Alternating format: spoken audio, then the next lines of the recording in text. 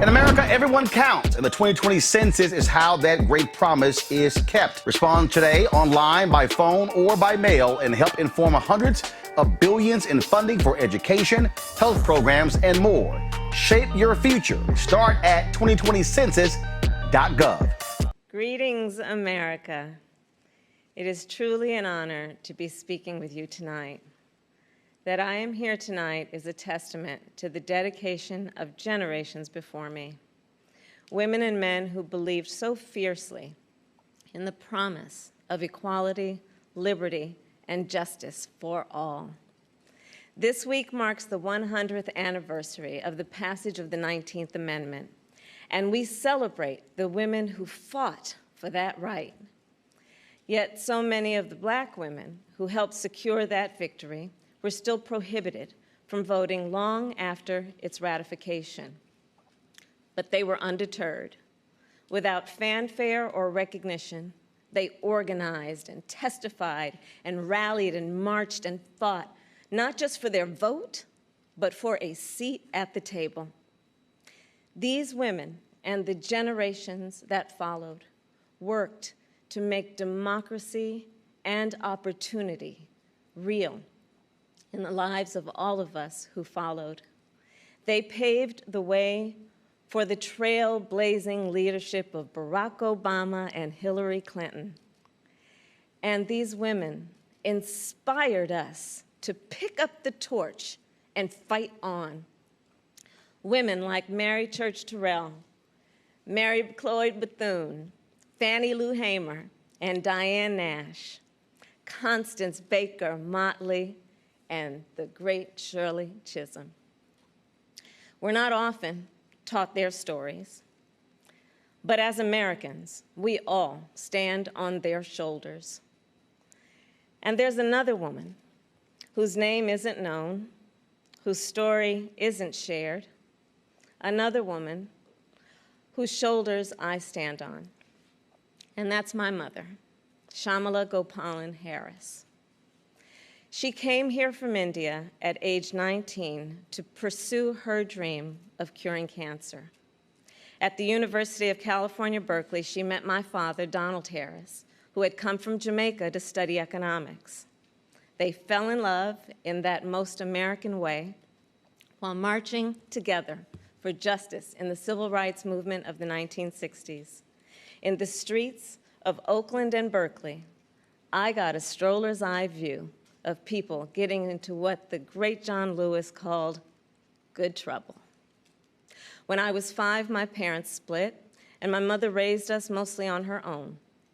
Like so many mothers, she worked around the clock to make it work, packing lunches before we woke up and paying bills after we went to bed, helping us with homework at the kitchen table and shuttling us to church for choir practice. She made it look easy, though it never was. My mother instilled in my sister Maya and me the values that would chart the course of our lives. She raised us to be proud, strong Black women, and she raised us to know and be proud of our Indian heritage. She taught us to put family first, the family you're born into and the family you choose. Family is my husband, Doug, who I met on a blind date set up by my best friend. Family is our beautiful children, Cole and Ella, who call me Mamala. Family is my sister. Family is my best friend, my nieces, and my godchildren. Family is my uncles, my aunts, and my chitties. Family is Mrs. Shelton, my second mother, who lived 2 doors down and helped raise me. Family is my beloved Alpha Kappa Alpha, our Divine Nine, and my HBCU brothers and sisters. Family is the friends I turn to when my mother, the most important person in my life, passed away from cancer. And even as she taught us to keep our family at the center of our world, she also pushed us to see a world beyond ourselves, She taught us to be conscious and compassionate about the struggles of all people, to believe public service is a noble cause and the fight for justice is a shared responsibility. That led me to become a lawyer, a district attorney, attorney general, and a United States senator. And at every step of the way, I've been guided by the words I spoke from the first time I stood in a courtroom. Kamala Harris, for the people. I have fought for children and survivors of sexual assault. I fought against transnational criminal organizations. I took on the biggest banks and helped take down one of the biggest for-profit colleges. I know a predator when I see one. My mother taught me that service to others gives life purpose and meaning. And oh, how I wish she were here tonight, but I know she's looking down on me from above. I keep thinking about that 25-year-old Indian woman, all of 5 feet tall, who gave birth to me at Kaiser Hospital in Oakland, California. On that day, she probably could have never imagined that I would be standing before you now and speaking these words. I accept your nomination for Vice President of the United States of America. I do so committed to the values she taught me, to the word that teaches me to walk by faith and not by sight, and to a vision passed on through generations of Americans, one that Joe Biden shares, a vision of our nation as a beloved community where all are welcome, no matter what we look like, no matter where we come from or who we love. A country where we may not agree on every detail, but we are united by the fundamental belief that every human being is of infinite worth, deserving of compassion, dignity, and respect. A country where we look out for one another, where we rise and fall as one, where we face our challenges and celebrate our triumphs together. Today, that country feels distant. Donald Trump's failure of leadership has cost lives and livelihoods. If you're a parent struggling with your child's remote learning, or you're a teacher struggling on the other side of that screen, you know what we're doing right now is not working. And we are a nation that is grieving the loss of life, the loss of jobs, the loss of opportunities, the loss of normalcy, and yes, the loss of certainty.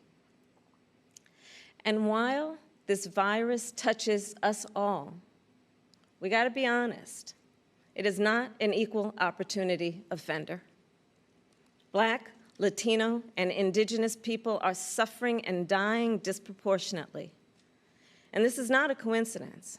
It is the effect of structural racism, of inequities in education and technology, healthcare and housing, job security and transportation, the injustice in reproductive and maternal health care, in the excessive use of force by police, and in our broader criminal justice system.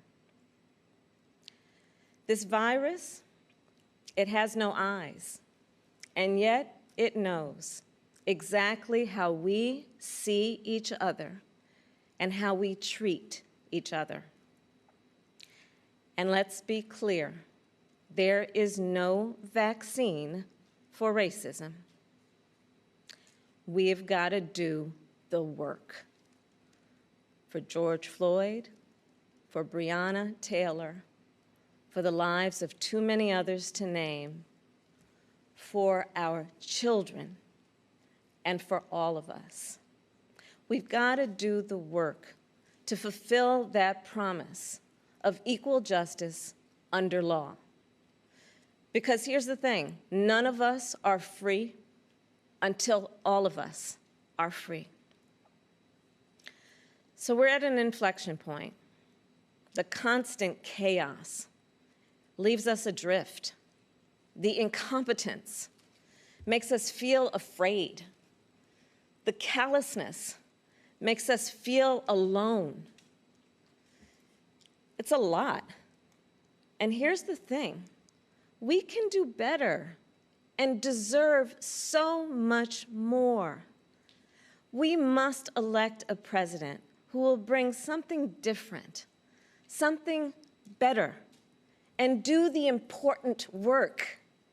A president who will bring all of us together, Black, white, Latino, Asian, Indigenous, to achieve the future we collectively want. We must elect Joe Biden. And I will tell you, I knew Joe as vice president. I knew Joe on the campaign trail. And I first got to know Joe as the father of my friend. So Joe's son, Beau, and I served as attorneys general of our states, Delaware and California. During the Great Recession, he and I spoke on the phone nearly every day, working together to win back billions of dollars for homeowners from the big banks that foreclosed on people's homes. And Beau and I, we would talk about his family, how as a single father, Joe would spend 4 hours every day riding the train back and forth from Wilmington to Washington. Beau and Hunter got to have breakfast every morning with their dad. They went to sleep every night with the sound of his voice reading bedtime stories. And while they endured an unspeakable loss, those two little boys always knew that they were deeply, unconditionally loved. And what also moved me about Joe is the work that he did as he was going back and forth. This is the leader who wrote the Violence Against Women Act and enacted the assault weapons ban, who as vice president implemented the Recovery Act, which brought our country back from the Great Recessions. He championed the Affordable Care Act, protecting millions of Americans with pre-existing conditions, who spent decades promoting American values and interests around the world. Joe, he believes we stand with our allies and stand up to our adversaries. Right now, we have a president who turns our tragedies into political weapons. Joe will be a president who turns our challenges into purpose. Joe will bring us together to build an economy that doesn't leave anyone behind, where a good-paying job is the floor, not the ceiling. Joe will bring us together to end this pandemic and make sure that we are prepared for the next one. Joe will bring us together to squarely face and dismantle racial injustice, furthering the work of generations. Joe and I believe that we can build that beloved community, one that is strong and decent, just and kind, one in which we can all see ourselves.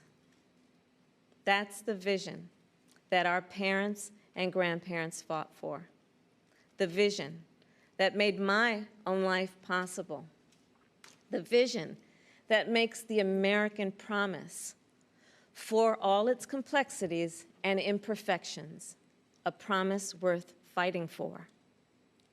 So make no mistake, the road ahead is not easy. We may stumble. We may fall short. But I pledge to you that we will act boldly and deal with our challenges honestly. We will speak truths, and we will act with the same faith in you that we ask you to place in us. We believe that our country, all of us, will stand together for a better future. And we already are. We see it in the doctors, the nurses, the home health care workers, and frontline workers who are risking their lives to save people they've never met.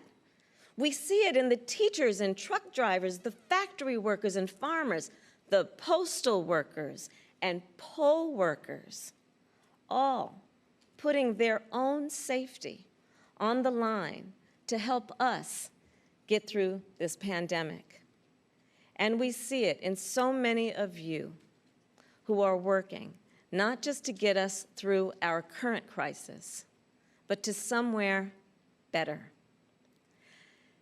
There's something happening all across our country. It's not about Joe or me. It's about you. And it's about us. People of all ages and colors and creeds who are, yes, taken to the streets, and also persuading our family members, rallying our friends, organizing our neighbors, and getting out the vote. And we have shown that when we vote, we expand access to health care and expand access to the ballot box and ensure that more working families can make a decent living. And I'm so inspired by a new generation. You are pushing us to realize the ideals of our nation, pushing us to live the values we share: decency and fairness, justice and love. You are patriots who remind us that to love our country is to fight for the ideals of our country.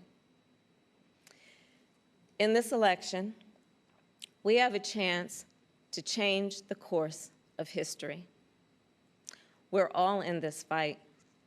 You, me, and Joe, together. What an awesome responsibility. What an awesome privilege. So let's fight with conviction. Let's fight with hope. Let's fight with confidence in ourselves and a commitment to each other, to the America we know is possible, the America we love. And years from now, this moment will have passed, and our children and our grandchildren will look in our eyes, and they're going to ask us, where were you when the stakes were so high?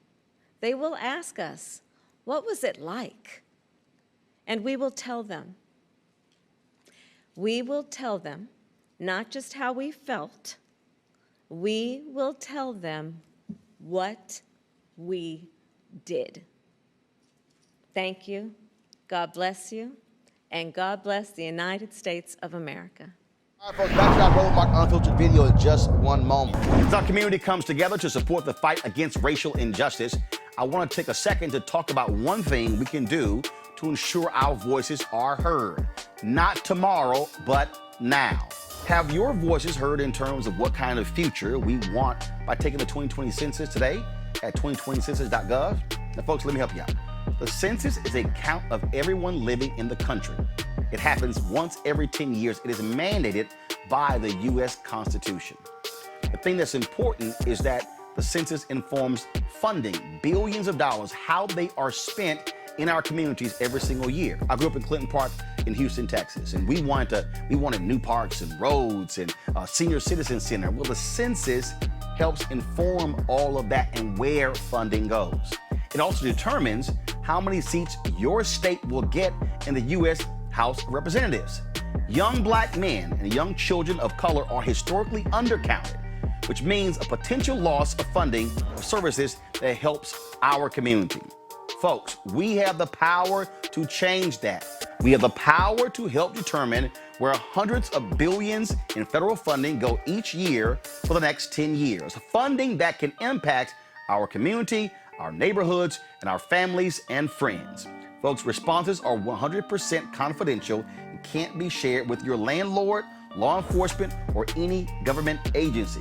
So please, take the 2020 census today. Shape your future. Start at 2020census.gov.